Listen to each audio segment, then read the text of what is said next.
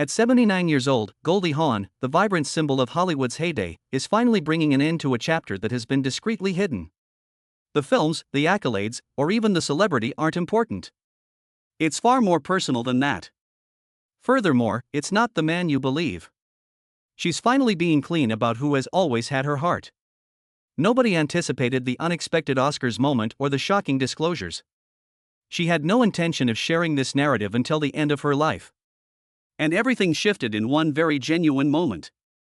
Are you prepared to learn what she has kept hidden? Creative roots and early aspirations. Goldie Hawn was born and raised in the bustling center of a multicultural family in Washington, D.C. Her father was a professionally educated musician who led bands, while her mother operated a jewelry store and dancing school. This distinctive fusion of creative settings influenced Goldie's early life. She was introduced to rhythm, dance, and performance at a very young age. In the fundamental fabric of everyday existence, rather than as impersonal concepts. There was a lot of music in her home, and dancing was just as much a means of communication as talking. Nurturing the flame of performance in her soul, she had a quiet shadow that she wouldn't completely comprehend until much later, despite the fact that her upbringing appeared to be cheerful and creatively abounding. It was unknown to Goldie and her sister Patty that they had an older brother named Edward Jr. who passed away as a newborn before Patty was born. The quiet surrounding his passing subtly influenced their family's relationship. Despite being taboo, the tragedy influenced the emotional climate in her home. The silent sadness her parents carried was perhaps a factor in the emotional depth Goldie would later bring to her performances. Goldie's early sensitivity to emotional depth, engendered by the absence of her brother, a silent thread in the family's story, would later make her a compelling performer beyond her humorous appeal. Goldie developed a love for dancing as soon as she was able to walk. At the age of 3, her mother had already signed her up for tap and ballet lessons at her school. By the age of 10, she was already performing in the Nutcracker with the Ballet Russi de Monte Carlo, demonstrating her exceptional talent. This was the start of a performance-focused lifetime, not just a pastime. She started teaching, carried on with her dance career, and finally became the manager of her own ballet school in her mid-teens and early 20s. She stood out early on for her discipline, poise, and resolve, which demonstrated her seriousness for the arts. By its age, it appeared to be of world-class caliber. Enrolled in the drama program at American University. For Goldie, there was no need in limiting her performance requirements to the confines of a classroom. After leaving college, she began working as a go-go dancer full-time in dance halls in New Jersey and New York. Her explosive personality and captivating stage presence quickly caught the attention of the world. Even though she was still a few years away from Hollywood's bright lights, she was certainly making strides. Leaving college so abruptly was risky. However, it attested to her unwavering trust in her path. Undoubtedly, it was a brave move by a young child who was destined to win people over. She didn't merely jump from smoky nightclubs to the national limelight. Nobody anticipated it, and it was explosive. Get famous.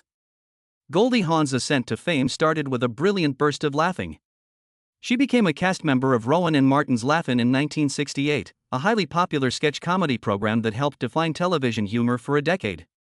Viewers fell in love with Hawn right away because of her contagious laugh, innocent innocence, and perfect comedic timing. She became well-known very fast thanks to her recurring character, a vivacious, slightly ditzy blonde who enthralled viewers. But underneath the light-hearted appearance was a shrewd actor who knew how to deliver a punchline with the right amount of depth and rhythm. The ideal setting for Goldie's distinct charm was Laugh-In. Sooner or later, Hollywood called with more lucrative prospects. In the 1969 movie Cactus Flower, Hawn portrayed a free-spirited young lady entangled in a romantic web between a dentist and his reluctant lover. In contrast to her television persona, the character allowed her to display a spectrum of emotions and a subtle fragility. The Academy took note when her performance astounded both spectators and critics. Goldie was the recipient of the 1970 Academy Awards Best Supporting Actress prize. Her career took a significant turn at that time, establishing her as more than just a TV comedian. With the golden statue in hand, Hawn had demonstrated her humorous abilities and emotional nuance, which paved the way for more intricate and varied roles in the years to follow. During the 1970s and 1980s, Goldie Hawn was likely developing the most remarkable body of work that combined economic success with critical praise. The star of a number of high-grossing movies, including Private Benjamin, in which she co-produced and acted alongside Warren Beatty in 1980, and Shampoo, in which she co-starred with Beatty in 1975. Hawn portrayed a pampered widow in Private Benjamin, who enters the army on a whim and discovers she has more inner power than she initially thought. She received another Academy Award nomination for Best Actress as a result of the film's tremendous success. Because of such parts, she became one of the few female leads to truly establish herself as a financially viable star who could carry a movie by herself. When the profession was dominated by male comedy and drama, Goldie Hawn carved out a niche for herself. She served as the film's only spokesperson rather than merely playing a supporting role or the inner part of a romantic interest. Prominent comedies that combine humor, passion, and their signature charm. At first, the cliched characters she typically represented were generally undervalued. Yet, there was always some indication that the individuals were portrayed in a far more favorable light and possessed far more strength and intelligence than was anticipated. In the comedy genre, which was dominated by men at the time, Hawn's star never faded, demonstrating her consistency, transforming her into a truly inspirational and revolutionary figure. It proved that women can be warm, witty, and the center of attention. The first 2 weddings she had. Prior to becoming half of one of Hollywood's longest-lasting couples, Goldie Hawn had 2 failed marriages. She met actor and dancer Gus Triconis in the late 1960s, and they were married for the first time. Both were pursuing artistic careers at the time, and they were first drawn together by their passion of performing. Hawaii is where they got married in 1969. Around the same time as Goldie's fame was beginning to soar. Triconis, however, had trouble finding steady work even as her career took off thanks to her roles in movies and television. Their work lives were out of balance, which led to a silent but widening gap. While Gus continued to operate on the periphery of Hollywood, Goldie's schedule became increasingly demanding due to travel, publicity, and production obligations. The emotional and practical distance grew as a result of these different job trajectories. And even if they didn't break up violently, it was inevitable. Goldie fell in love again after her first marriage ended, this time with Hudson Brothers musician and actor Bill Hudson. They were married less than a year after meeting on a first-class flight in 1975. They bonded quickly and intensely, and they had 2 kids together. Oliver and Kate. Goldie's skepticism over conventional marriage, however, apparently emerged early. She asked Hudson, "Are you sure we did the right thing?" on their wedding day. He later claimed that the moment plagued him. In contrast to Goldie, who was still adjusting to the demands of independence and celebrity, Bill was prepared for stability and a regimented family life. Tension between them grew behind closed doors as a result of their divergent perspectives on marriage and commitment. Additionally, Hudson filed for divorce in 1980. Goldie and Bill's marriage declined, which had an impact on both their relationship and their co-parenting status. Following the divorce, Hudson said that Goldie made it hard for him to stay in touch with their kids. Oliver and Kate's relationship with their father deteriorated over time, as well as openly endorsed Goldie's longtime lover Kurt Russell. In response to what he saw as a concerted attempt to remove him from his children's life, Hudson expressed his deep sadness and despair. Goldie, however, asserted that she is totally focused on giving her children a secure, caring home. In that context, the disparity between public persona and personal suffering intensified as the kids, particularly Kate, brazenly referred to Russell as their biological father, causing Hudson to experience even more mental turmoil. In order to paint conflicting images of the lady behind the Hollywood smile, Goldie's 2 ex-husbands each offered their own criticism of her. Triconis asserted that after achieving popularity, she became more aloof and enmeshed in the lifestyle of celebrities. Hudson, who denied any assertions she made about an open marriage, was even more harsh and critical, calling her dishonest and self-centered. Even though the statements are biased, they illustrate how challenging it is to maintain intimate relationships in public. Goldie's ascent to fame changed the balance in both marriages and changed how the men who had formerly adored her viewed her in public. Reunion, the unlikely one. Kurt Russell and Goldie Hawn first crossed paths in 1966 when they were both chosen to play in the one and only authentic original Family Band. Kurt was a young actor just starting out in show business at the age of 16, while Goldie was 21 and already making a name for himself. Goldie would later remember finding him cute, even though they didn't get romantically involved during that production because of their age difference and shared disinterest in dating other actresses. The interaction was professional and short, but it sowed a seed that would linger in the back of her mind. Neither could have predicted at the time that this seemingly routine cooperation would grow into one of Hollywood's most recognizable and long-lasting alliances. That long-dormant relationship would rekindle 17 years later when the 1984 movie Swing Shift was being cast. Having already committed to the project, Goldie attended Kurt Russell's audition. According to legend, Kurt was a little hungover and anxious when he arrived. He yelled out, "Dude, you've got a great figure," as Goldie entered, trying to diffuse the atmosphere. The line was aggressive, even ungainly. However, rather than taking offense, Goldie responded with humor and grace while laughing. Their years-long separation was broken by that impromptu, flawed moment. Although it wasn't staged or perfect, it made Goldie think of Kurt's genuineness and becoming rarity in the social circles she was in as a well-known Hollywood celebrity. Dancing the swing jazz moves and taking in the intensity of the evening, the night started at the Playboy Club on the very next date they could schedule, and it was anything from a typical date. It began with Goldie showing her a house she had recently purchased but had not yet received the keys to. The two chose to break into her house by climbing through a window rather than going home. They started laughing and exploring the vacant rooms until the cops showed up, perplexed that they had found an actress and her date trespassing on what would soon be her own house. The humorous and untidy turn of events did not spoil the date. Simply put, it enhanced its memorability. In order for partners to bond with their mutual mischievousness and spontaneity, the evening ended at a hotel, not because it was glamorous. Goldie and Kurt had a strong chemistry from that night on, and working on Swing Shift further strengthened their relationship. Beyond Kurt's attractiveness and charisma, Goldie saw his honesty and humility, qualities that had great significance for her. Throughout the filming process, their connection quickly evolved from a light-hearted flirtation to something far more serious. What had started off as a reacquaintance between two actors was now developing into something far more important.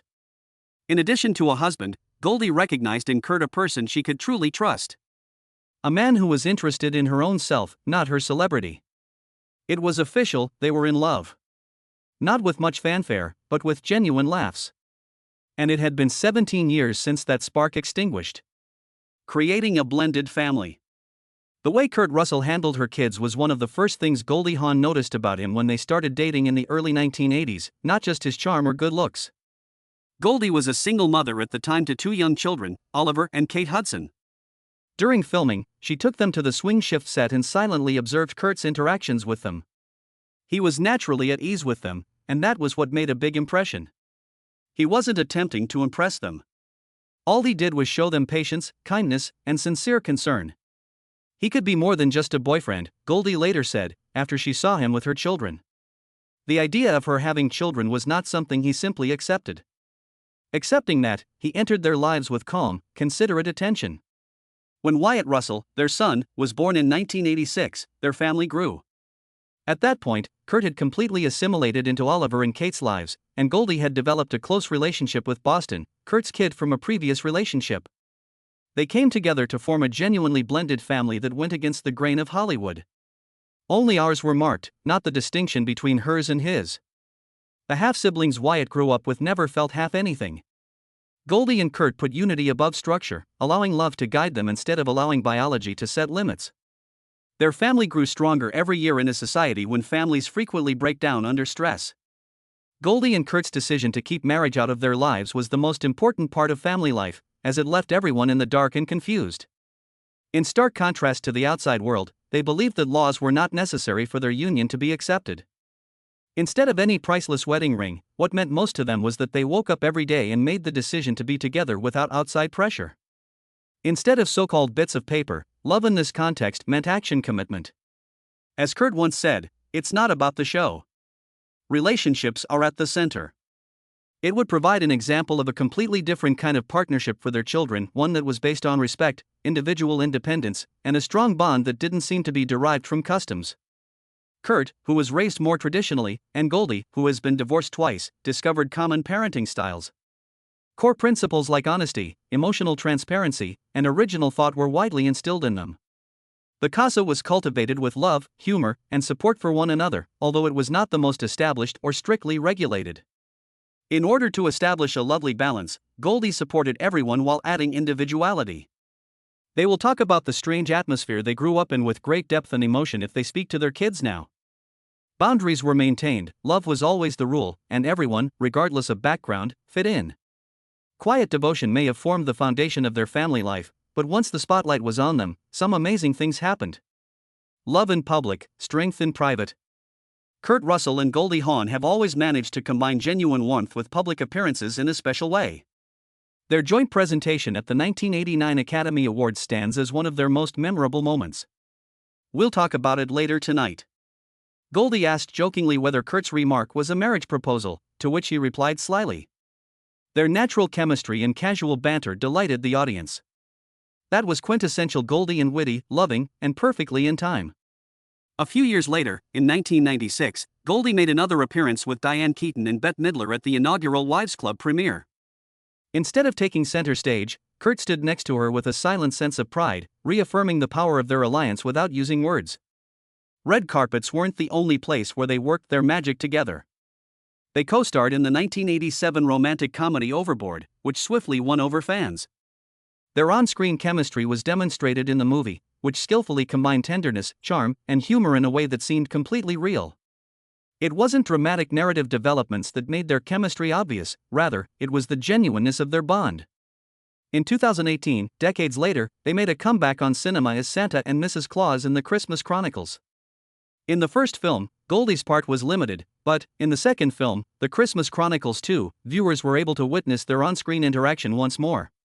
Their depiction of the well-known Christmas couple was more than just a fanciful one. It reflected decades of genuine affection and friendship and was sincere. When Goldie Hawn and Kurt Russell were given stars on the Hollywood Walk of Fame together in 2017, it was nearly one of the most emotional occasions in public view. Kurt's comments during the festivities shocked Goldie as well. "I owe my wonderful life to you," he murmured, glancing at her. Goldie sobbed at the memories of that very intimate encounter. That day, it resonated in the hearts of fans worldwide. The event was a celebration of their relationship as well as their careers. It had great significance for a couple who have always valued substance over show. Gold stars are engraved alongside each other, just as they have always been. Despite being quite well known, Goldie and Kurt deliberately chose to live a simple life free from the press. They have frequently discussed the value of taking a break from Hollywood for their own personal well-being and family time. They leave the Hollywood spotlight and head west to their homes in Palm Desert and Colorado. Whether it's going trekking, spending time with the grandchildren, or spending time together at home, their private lives are fiercely guarded. There is a pair behind every glamorous look who value applause from the audience just as much as laughs at the kitchen table. Goldie Hawn has never held back when discussing love, particularly when it comes to the intricacies of committed partnerships. Now in her late 70s, she provides a refreshingly candid perspective on two subjects that are sometimes sidelined in celebrity discussions: attraction and monogamy. In any long-term relationship, Goldie has said that it's normal to occasionally feel attracted to other people. According to her, choosing to be loyal to your partner is more important than giving in to your impulses. The foundation of Goldie and Kurt's relationship has always been trust. They've created an atmosphere where being honest isn't just accepted but encouraged. It's necessary. She thinks that by being open and honest, they have been able to endure the inevitable highs and lows that come with living together for more than 40 years. Elasticity is a favorite metaphor of Goldie's for love. She frequently talks about how her relationship with Kurt Russell is adaptable and can grow without breaking. According to her, resilience, not rigidity or perfection, is what makes a relationship effective. When faced with stress, conflict, or change, couples need to be able to adapt without breaking down. There is no doubt that Goldie and Kurt have had difficulties over the years.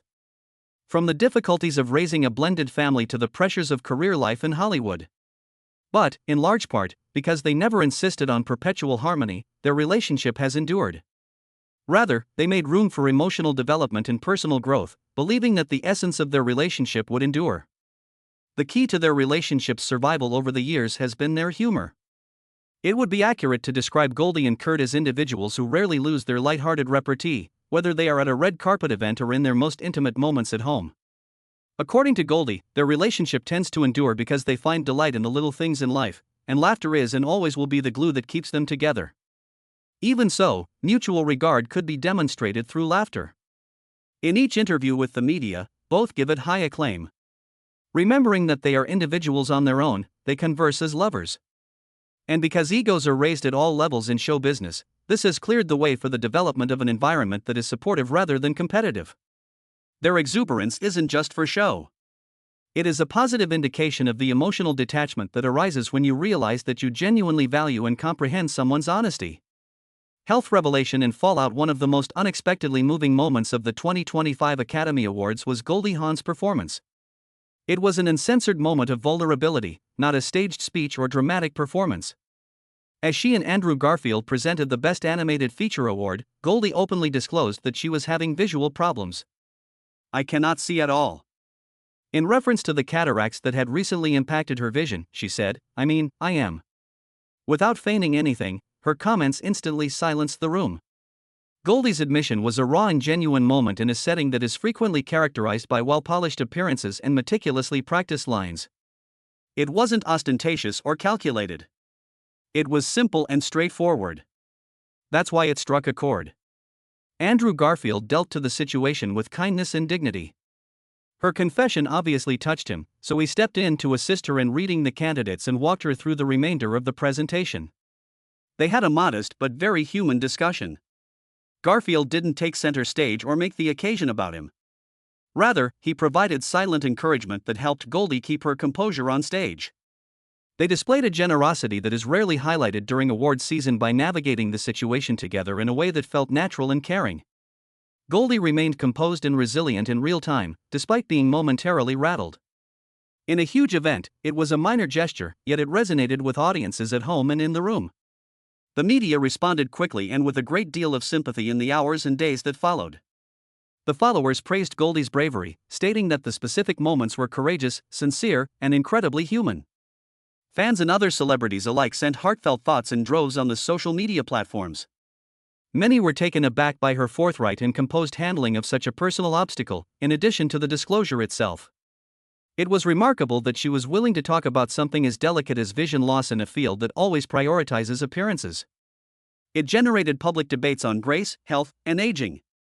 Discussions that were rarely held on a night that is typically associated with glitz and splendor. Negative publicity and backlash. Goldie Hawn's emotional and vulnerable moment at the 2025 Oscars quickly turned into a cause of personal distress in the days that followed. Reports state that Goldie privately apologized for disclosing her cataract-related visual loss on stage. People were sympathetic to her candor, but she hadn't expected the amount of attention it would bring. She was embarrassed, according to people close to her, not because she had anything to conceal but rather because the incident swiftly became the main topic of Oscar night commentary.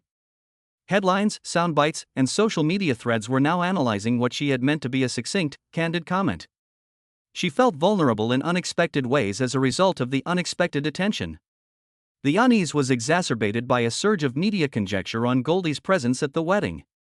When celebrities make high-profile appearances later in life, as is frequently the case, certain tabloid newspapers and internet commentators started to question her appearance.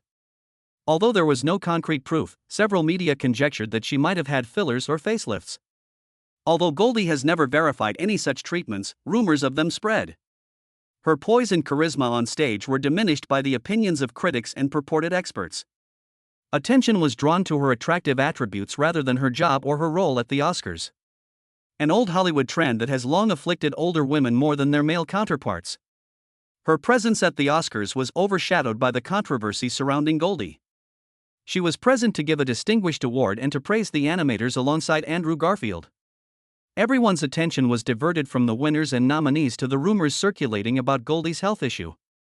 In the whirlpool of widely circulated rumors and implication, Goldie's thoughtfulness and composure were overshadowed. She could hardly be recognized as a seasoned actor who behaved honorably during a private moment. She became the subject of gossip columns. It was a sobering reminder of how quickly public opinion can shift and how disastrous even the best-laid plans and momentous occasions may turn out to be. A sudden burst of comedy pushed her back into the spotlight just when it felt a bit too harsh. Personal preferences in family comedy. Goldie Hawn was the focus of a charming and amusing family conversation that helped diffuse the tension following her tearful 2025 Oscars performance. Actor Oliver Hudson, her son, made a lighthearted remark on Instagram, implying that his mother liked Andrew Garfield more than him. Following their emotional on-stage exchange, she took the joke without hesitation, as is customary for Hawn. She responded, fully embracing the comedy, with a clever remark, "I was talking to Andrew." This playful back-and-forth delighted spectators and provided an insight into Goldie's tight, playful relationship with her kids. The moment was more than just adorable. That was evidence to her family's warmth and humor, which characterized their relationship. Goldie apparently declined a high-profile option to appear on the UK's Celebrity Big Brother around the same period, which many would have readily taken. The cause? Her persistent visual problems. She believed that her cataracts and the difficulties they caused would prevent her from becoming fully involved in the show, according to insiders. But the choice was a reflection of Goldie's cautious approach to fame, which went beyond her health issue. She has never chased attention for its own purpose, and her decision to decline the chance was in line with her long-standing preference for privacy and genuineness above publicity. Goldie's family has always been the most important aspect of her life, regardless matter how glamorous her professional life may be. Inside jokes, shared memories, and sincere love define her close relationship with her children, Oliver, Kate, and Wyatt, as well as her grandkids. Goldie is present in every detail, from humorous Instagram moments to family vacations, and she is lively and innocent. As a source of joy and stability, Kate Hudson has publicly acknowledged her mother. The intimacy between them is genuine. It is a living, breathing entity that they encounter on a regular basis. Being fully involved in her family life entails attending school events, the grandchildren's birthday celebrations, and movie night every single night. These actions reveal her priorities more clearly than any Hollywood honor could. Please remember to subscribe for more amazing Hollywood stories, like, and comment with your favorite Goldie moment if you liked this peek inside Goldie Hawn's amazing path. And, of course, stay put.